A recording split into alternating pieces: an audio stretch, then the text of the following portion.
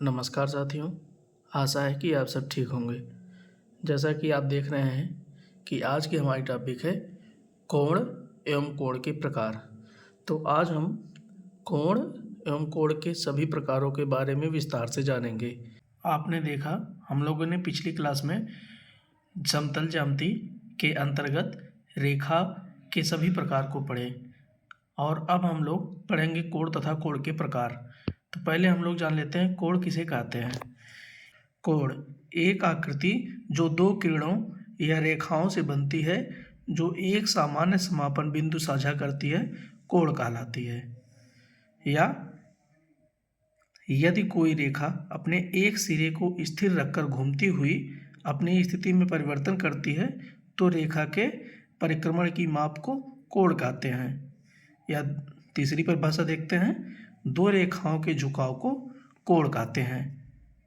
जैसा कि आप यहाँ देख रहे हैं इस फिगर में कि यह एक रेखा है और एक रेखा और है और इन्हीं दो रेखाओं के बीच में जो झुकाव है इसे ही हम क्या कहते हैं, कोण। तो यहाँ देख रहे हैं आप, ये इन दो रेखाओं के अंदर में जो है इसे अंतःकोण कहते हैं, यानी कि इंटीरियर एंगल। और जो इन दो रेखाओं के बाहर है इसे हम बाह्य कोण कहते हैं, एक्सटीरियर एंगल। इस टीएलएम के माध्यम से हम समझेंगे कि कोण क्या होता है। जैसे कि आपने परिभाषा में देखा कि ये कोई एक किरण है, ठीक। यहाँ देख रहे हैं निश्चित बिंदु है और इधर की निश्चित नहीं है। तो यह एक किरण है और हमने क्या पढ़ा परिभाषा में, यदि कोई रेखा अपने सिरे को एक स्थिर रखकर, एक स्थान पर स्थिर रखकर घूमती हुई अपनी स्थिति में परिवर्तन कर लेती है। मान लीजिए यहाँ ये पहले थी, यहाँ से इसे घूम गई है, ये घूमी मान लीजिए यहाँ तक आ गई, ठीक। तो आप यहाँ देख रहे हैं कि यहाँ पुरानी स्थिति थी और ये पहले स्थान से घूमकर, एक ही सिरे से पहले स्थान पर घूमकर दूसरे स्थान पर चली गई। तो ये पहले जिस स्थान पे थी वहाँ से ये अंत में जिस स्थान पर है वहाँ से इस बीच के जो झुकाव है, इन दोनों रेखाओं के बीच का जो झुकाव है कितना है, यही कहलाता है कोण।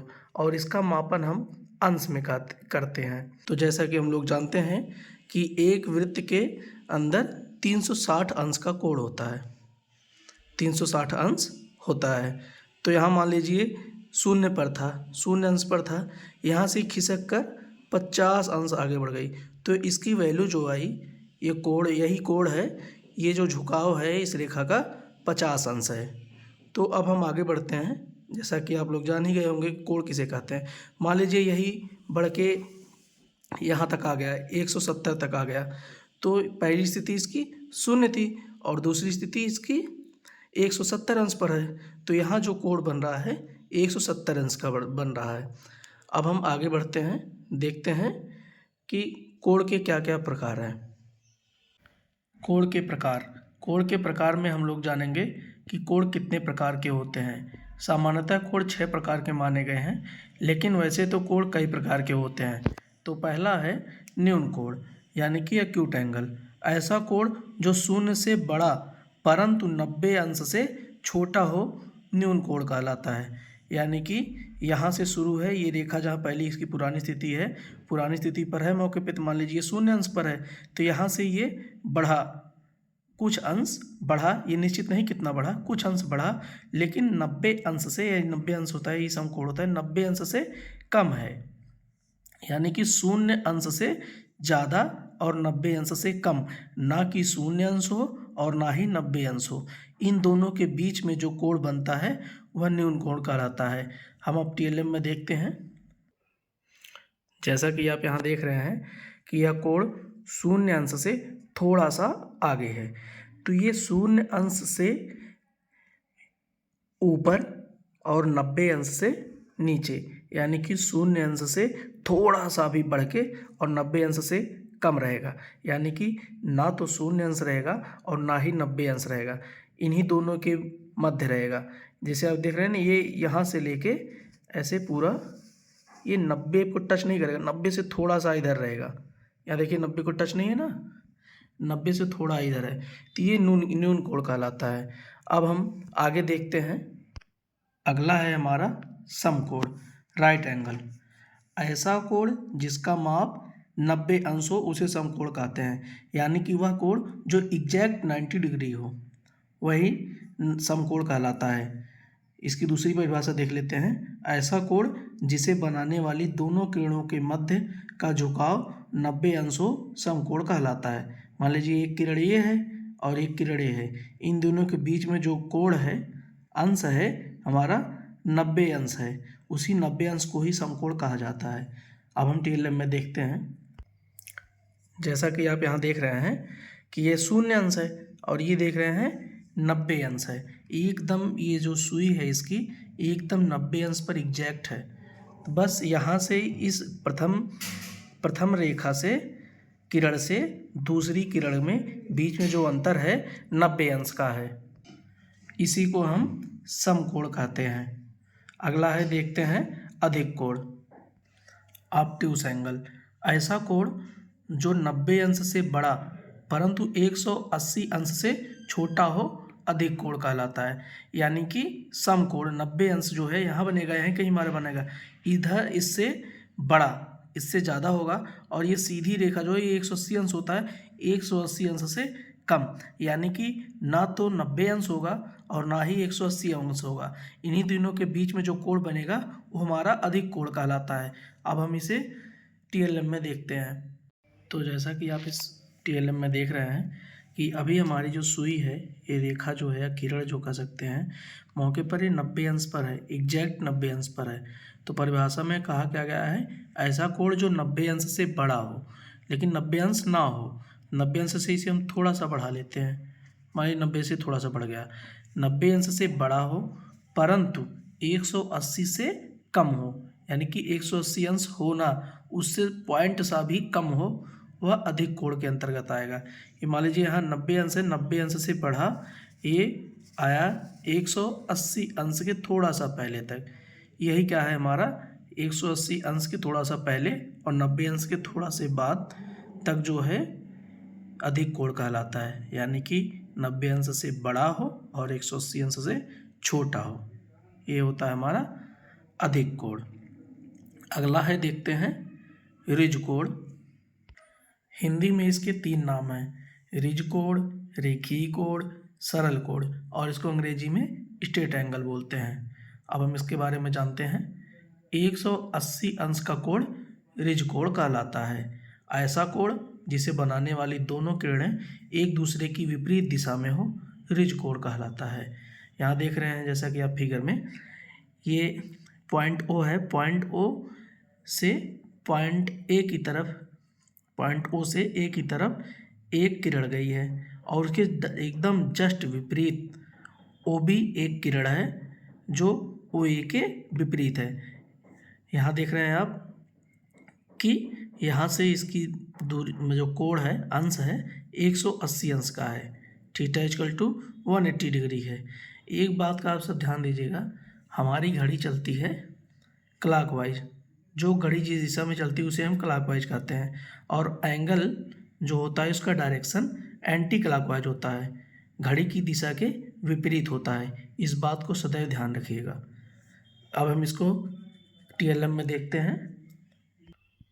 इधर ध्यान दीजिए, देखिए पहले की स्थिति क्या थी रेखा की, वो लेफ़्ट टू राइट थी, जस्ट उसके विपरीत आ गई है, ये हो गई है राइट टू लेफ़्ट, और पॉइंट एक ही है, एक ही बिंदु से ये घूमी है, ऐसे घूम के पूरा यहाँ तक आई। तो यहाँ देख रहे हैं 180 अंश पर है, तो ये जो है 180 अंश पे, तब यहाँ से 0 अंश से और 180 अंश एक सीधी रेखा में है, तो यही है हमारा 180 डिग्री, इसे ही कहते हैं 180 डिग्री। यानी कि जो भी एक सीधी रेखा होती है वह 180 अंश की होती है। एक सीधी रेखा, सरल रेखा, वह 180 अंश का कोण बनाती है। अगला है, देखते हैं बृहद कोण। इसका दूसरा नाम भी है प्रतिवर्ती कोण, इंग्लिश में इसे रिफ्लेक्स एंगल कहते हैं। ऐसा कोण जो 180 अंश से बड़ा परंतु 360 अंश से छोटा हो बृहद कोण कहलाता है।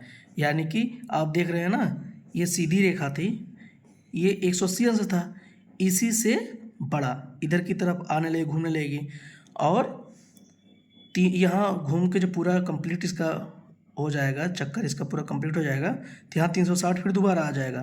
तो यहाँ 180 अंश से 360 अंश के बीच में जो अंश है, जो कोण है, इस पर जितनी भी रेखाएं केंद्र से लाई होंगी, सारी की सारी बृहद कोण के अंतर्गत आएंगी। जैसा कि आप देख रहे हैं, ये नीचे की तरफ रेखा लटकी हुई है, तो ये बृहद कोण है, यानी कि 180 अंश से बड़ा और 360 अंश से छोटा, यानी कि ना तो 180 अंश हो और ना ही 360 अंश हो, 360 से छोटा हो चाहे पॉइंट भर का ही हो, और 180 अंश से बड़ा हो चाहे पॉइंट भर का ही हो। तो उसके बीच में जितने भी कोण हैं, उस कोण पर जितनी भी रेखाएं बनेंगी, सब बृहद कोण कहलाएंगे। इसको अब हम टीएलएम पर देखते हैं। जैसा कि आप देख रहे हैं कि अभी हमारी निडल जो है 180 अंश पर है, इससे जब बढ़ेगी ये ऐसे थोड़े थोड़े बढ़ने शुरू हो जाएगी, ये बढ़ते बढ़ते बढ़ते बढ़ते पूरा जब ये जाएगी 360 तक, 360 को टच नहीं करेगी, उस तक मतलब पॉइंट सा भी थोड़ा सा भी कम रहेगी। देखिए यहाँ थोड़ा सा भी कम है ना, थोड़ा सा कम है, तो यहाँ तक जाएगी। इस 180 डिग्री से 360 डिग्री तक बीच में जितने ये कोण हैं, इस पर जितनी भी रेखाएं खींची जाएंगी, बनेंगी, सब बृहद कोण के अंतर्गत आएंगी। अगला है, देखते हैं संपूर्ण कोण। इंग्लिश में इसे कंप्लीट एंगल और फुल रोटेशन एंगल भी कहते हैं, और संपूर्ण कोण का एक दूसरा भी नाम है हिंदी में वृत्तीय कोण। 360 अंश का कोण संपूर्ण कोण कहलाता है, यानी कि वह कोण जो शून्य से शुरू होकर घूमकर पूरा 360 अंश घूम जाता है, यानी कि शून्य से शुरू होकर फिर जिस स्थान से चला था उससे पॉइंट मात्र भर थोड़ा सा भी पहले रहे, मानिए कि उसका रोटेशन कंप्लीट हो जाए, उसे ही क्या कहते हैं, संपूर्ण कोण। इसकी परिभाषा देख लेते हैं। यदि कोण बनाने वाली दोनों किरणों के मध्य का झुकाव 360 अंश हो तो ऐसे कोण को संपूर्ण कोण कहते हैं, यानी कि थीटा इक्वल टू 360 डिग्री। अब हम इसे टीएलएम पर देखते हैं। जैसा कि आप यहाँ देख रहे हैं कि हमारी निडल अभी 0 डिग्री पर है, यानी कि 0 डिग्री पर है। अब यहाँ से ये शुरू हुई, मान लीजिए एक रेखा यहाँ पर पहले से ही थी, और वही दूसरी रेखा यहाँ से ऐसे घूमती हुई पूरा कंप्लीट रोटेशन, यानी कि पूरा यहाँ से घूमना प्रारंभ हुई, पूरा यहाँ अंत तक जाएगी, ऐसे घूमते घूमते घूमते घूमते पूरा ये 360 डिग्री पहुँच जाएगी। यही जो पूरा रोटेशन है, जो यही पूरा घूमी, बस इसी को ही कहते हैं संपूर्ण कोण, या फिर कहते हैं फुल रोटेशन एंगल। अब हम आगे बढ़ते हैं, देखते हैं यही मेन 6 टाइप के एंगल्स हैं। ये देखिए, पहला है ये न्यून कोण, एक्यूट एंगल जिसे कहते हैं। दूसरा है समकोण, राइट एंगल। तीसरा है अधिक कोण, एब्ट्यूस एंगल। और चौथा है सरल कोण, यानी कि स्ट्रेट एंगल। पांचवा है प्रतिवर्ती कोण, रिफ्लेक्स एंगल। और छठा है संपूर्ण कोण, फुल रोटेशन एंगल। तो आप ध्यान से देख लीजिए एक बार सबको, ये हो गए।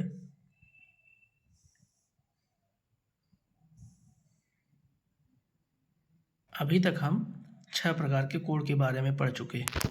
अब जितने भी प्रकार के कोण बचे हैं उनके बारे में हम आगे पढ़ते हैं।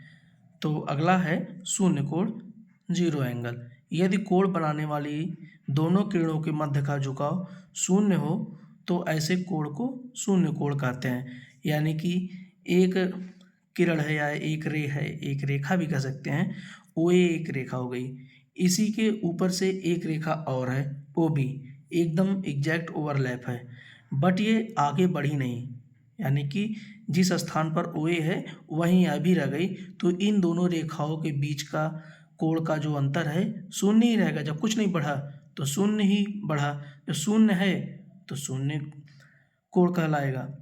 तो यही अब हम टीएलएम पर देखते हैं।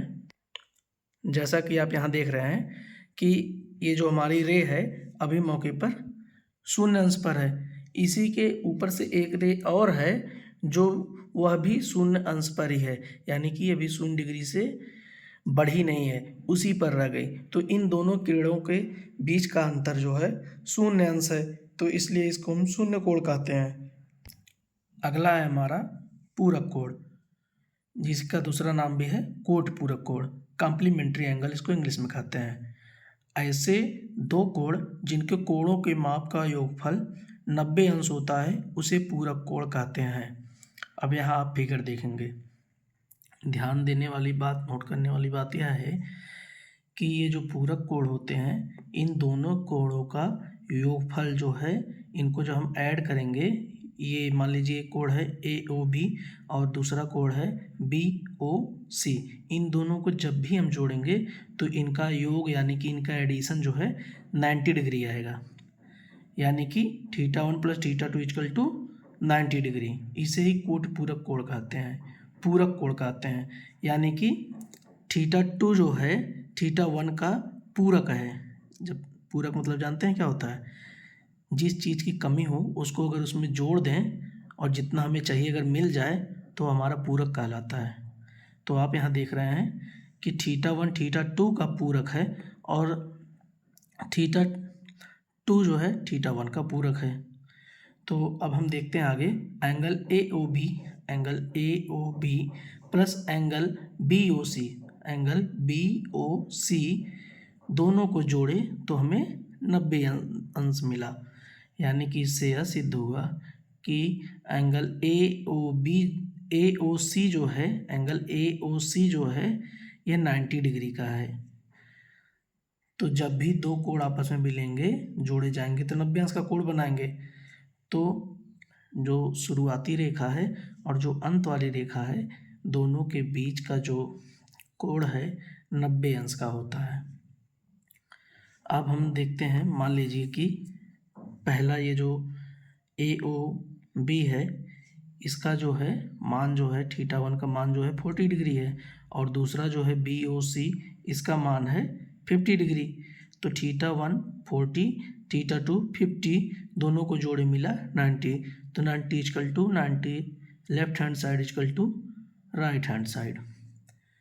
तो इससे यह सिद्ध हुआ कि angle AOB plus angle BOC = 90 degree, यही कोट पूरक कोण कहलाता है। अगला है हमारा संपूरक कोण, इसका दूसरा नाम भी है अनुपूरक कोण, अंग्रेजी में इसे सप्लीमेंट्री एंगल कहते हैं। इसकी परिभाषा देखते हैं, ऐसे दो कोण जिनके मापों का योगफल 180 अंश हो तो उन्हें संपूरक कोण कहते हैं। यानी कि दो कोण, ऐसे दो कोण जिनके मापों का योगफल, यानी कि इसका माप दोनों जोड़ेंगे 180 अंश आए तो उसे संपूरक कोण कहते हैं। पहले हमने पढ़ा कोट पूरक, जिसमें फर्स्ट एंगल और सेकंड एंगल को जोड़ने के बाद 90 डिग्री मिल रहा था, वैसे सेम यह भी है, बस इसमें क्या है, फर्स्ट एंगल और सेकंड एंगल को जोड़ने के बाद 90 डिग्री मिल रहा है, या जस्ट दुगना है उसका। तो यहाँ मानिए देखते हैं, AOC मानते हैं यहाँ 70 डिग्री है और एंगल COB जो है 110 डिग्री है, यानी कि θ2 = 110। तो इन दोनों को जोड़े हम 70 और 110 को, तो कितना में रिजल्ट मिला, 180 डिग्री। तो वही यह कह रहा है कि θ1 यानी कि कोण 1 कोण 2 का पूरक है और कोण 2 जो है कोण 1 का पूरक है। संपूरक कोण फाइंड करने के लिए 180 डिग्री माइनस θ कर देते हैं। जैसे जो हमें मान लीजिए θ2 नहीं मालूम है तो θ1 घटा देंगे, θ2 मिल जाएगा, और θ2 मालूम है, θ1 नहीं मालूम है, तो 180 में से θ2 घटा देंगे, θ1 मिल जाएगा। इसे ही संपूरक कोण कहते हैं। नेक्स्ट है हमारा आसन्न कोण, एडजेसेंट एंगल। जब दो कोण एक उभयनिष्ठ शीर्ष और उभयनिष्ठ भुजा साझा करते हैं तो उन कोणों को आसन्न कोण कहते हैं, और अन्य भुजाएं उभयनिष्ठ भुजा के दोनों ओर स्थित हों। अब हम फिगर देखते हैं, जैसा कि आप फिगर में देख रहे हैं कि एक है एंगल AOB और दूसरा है एंगल BOC। तो ये दोनों एंगल जो हैं, दोनों जो ये कोण है एक दूसरे से चिपके हुए हैं, सटे हुए हैं, यानी कि AOB और ये देखिए ये लाइन और एंगल BOC में भी जो है OB लाइन जो है ये दोनों में कॉमन है। वनिष्ठ मतलब कॉमन बोलते हैं।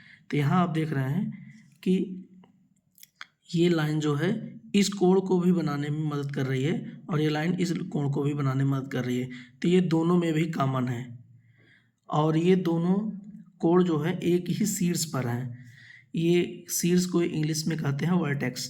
तो यहाँ एक ही वर्टेक्स पे दोनों कोण सटे भी हुए हैं, तो बस आसन्न कोण इसे ही कहते हैं।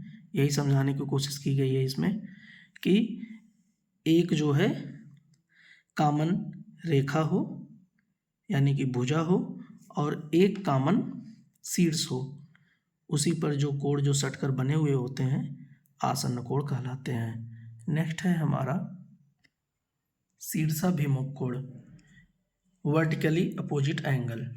यदि दो सरल रेखाएं एक दूसरे को किसी बिंदु पर काटें तो प्रच्छेद बिंदु पर बने आमने सामने के कोण बराबर होते हैं और वे कोण शीर्षाभिमुख कहलाते हैं। जैसा कि आप देख रहे हैं कि एक लाइन ये है और दूसरी लाइन ये है, ये दोनों एक पॉइंट पर, यहाँ देखिए यहाँ एक पॉइंट है, यहाँ इस पॉइंट पर दोनों कट किए हैं एक दूसरे को। तो कह क्या रहा है कि इस प्रतिच्छेद बिंदु पर, इसे ही प्रतिच्छेद बिंदु कहते हैं जहाँ एक कट की है, इस प्रतिच्छेद बिंदु पर बने आमने सामने के कोण, यहाँ देख रहे हैं C और D एक दूसरे के आमने सामने हैं, ये दोनों बराबर होंगे और एंगल A और एंगल B ये दोनों आपस में बराबर होंगे।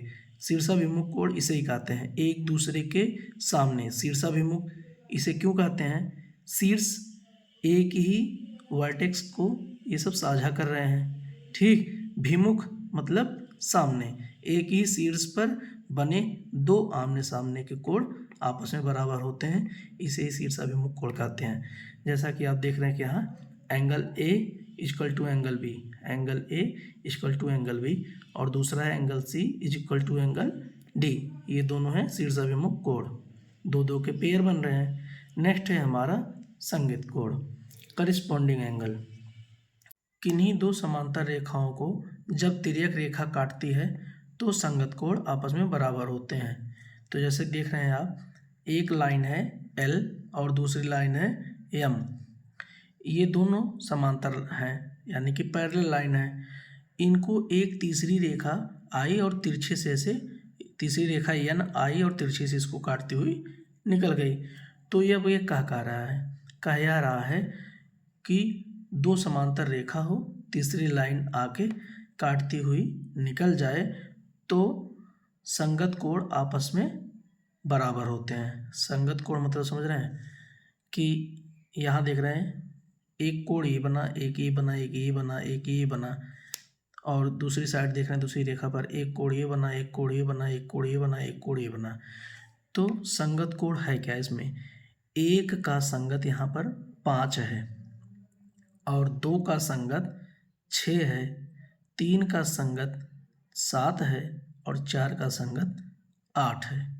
तो ये कह रहा है कि संगत कोण जो है आपस में बराबर होते हैं, यानी कि कोण A 1 और कोण 5 ये दोनों बराबर हैं। और दूसरी तरफ कह रहा है कोण 2 और कोण 6 ये दोनों आपस में बराबर हैं, और कोण 3 और कोण 7 ये दोनों आपस में बराबर हैं, और कोण 4 और कोण 8 ये दोनों आपस में बराबर हैं। तो इसी को ही संगत कोण कहते हैं। देखिए जहाँ ऐसी स्थिति बने ये संगत कोण मतलब बनते हैं। जैसे कि आप यहाँ देख लीजिए, angle 1 equal to angle 5, angle 2 equal to angle 6, angle 3 equal to angle 7, angle 4 equal to angle 8, ये हो गए करिस्पॉन्डिंग एंगल। नेक्स्ट है हमारा एकांतर कोण, अल्टरनेट एंगल।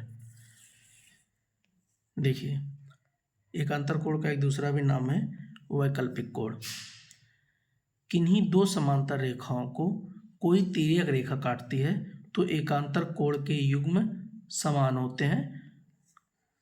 तो जैसे अभी देखिए यहाँ इसमें क्या कह रहा है कि जब कंडीशन वही है कि ये समांतर रेखा 2 है PQ, इसको तीसरी रेखा ही तिरछे से ऐसे काटती हुई निकल गई, उसका नाम है R। तो एकांतर कोण यानी एक के अंतर का कोण, जैसे कि आप यहाँ देख रहे हैं कुल 8 कोण बन रहे हैं, 1 2 3 4 5 6 7 8 कोण बन रहे हैं। तो एक का एकांतर 7 है।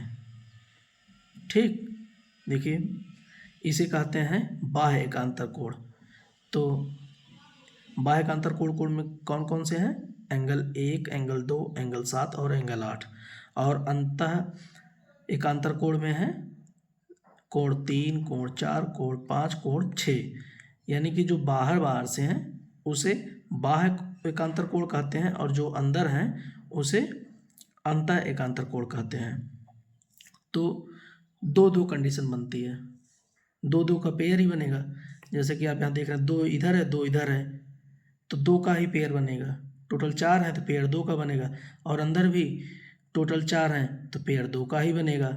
तो यहाँ ये कह रहा है कि एकांतर कोण जो अंतः एकांतर कोण है एक दूसरे के बराबर होते हैं। तो यहाँ देख रहे हैं अंदर की तरफ देख रहे हैं कि कोण 3 और कोण 5 एक दूसरे के बराबर हैं, ये अंतः एकांतर कोण है। और इधर कोण 4 और कोण 6 एक दूसरे के बराबर हैं। ठीक, और अब हम बाह्य एकांतर कोण देख लेते हैं कि कोण 1 और कोण 7 एक दूसरे के बराबर है। जैसा कि आप देख रहे हैं ना, जितना झुकाव इसमें है सेम उसी का उल्टा यहाँ कर लीजिए, उतना ही झुकाव इसमें भी है, देखकर भी आप पता लगा सकते हैं। और इसमें देखिए कोण 2 और कोण 8 एक दूसरे के बराबर हैं, यह भी बाह्य एकांतर कोण के अंतर्गत आते हैं। अब आप यहाँ देख देखिए अंतः एकांतर कोण के युग्म जो हैं कोण 3 और कोण 5 है, कोण 4 और कोण 6 है, और बाह्य एकांतर कोण के युग्म में कोण 1 कोण 7 है, कोण 2 और कोण 8 है। तो आज हमने क्या क्या पढ़ा? पहले हम पढ़े कोण की परिभाषा, उसके बाद फिर कोण के प्रकार में पढ़े न्यून कोण, समकोण, अधिक कोण, ऋज कोण, बृहद कोण, संपूर्ण कोण, ये इतने 6 मेन हो गए। उसके बाद फिर हम पढ़े शून्य कोण, पूरक कोण, संपूरक कोण, आसन्न कोण, शीर्षाभिमुख कोण, संगत कोण और एकांतर कोण। तो आज हम कोण के सभी प्रकार के बारे में पढ़ लिए। अगली हमारी टॉपिक रहेगी त्रिभुज। त्रिभुज कितने प्रकार के होते हैं उस त्रिभुज के बारे में विस्तार से पढ़ेंगे। तो आपको यह क्लास कैसी लगी? आशा है कि पसंद आई होगी। अपना बहुत ख्याल रखिएगा। तब तक के लिए धन्यवाद।